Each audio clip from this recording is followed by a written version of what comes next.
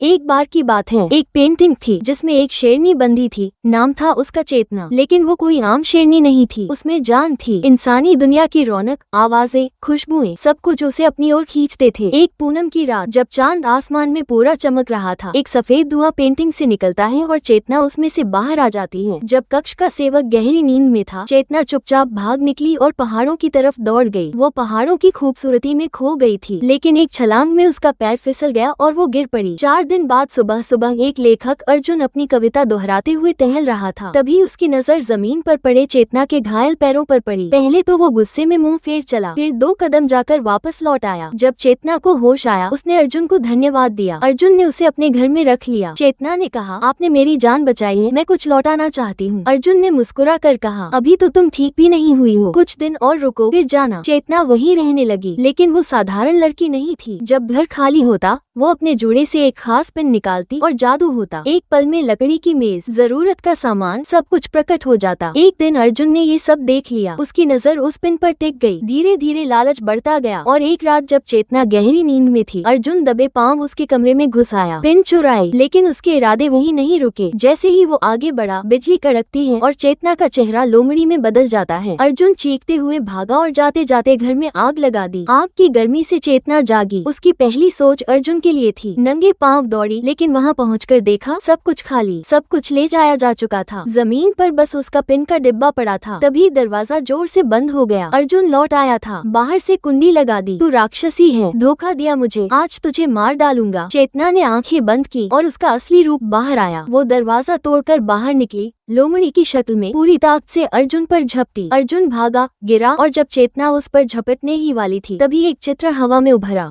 उस चित्र की सुनहरी रोशनी ने चेतना को घेर लिया। उसकी शक्ल फिर से इंसानी बनी और वो वापस उसी पेंटिंग में चली गई जहां से आई थी। चित्र के अंदर उसकी आंख से एक आंसू टपक पड़ा। उसे अफसोस था कि उसने इंसानों में भरोसा किया। अर्जुन, उसे कुछ नहीं मिला, न दौलत न जादू, बस पछतावा और वो जादुई पिन हवा में उड़ती कहीं दूर चली गई।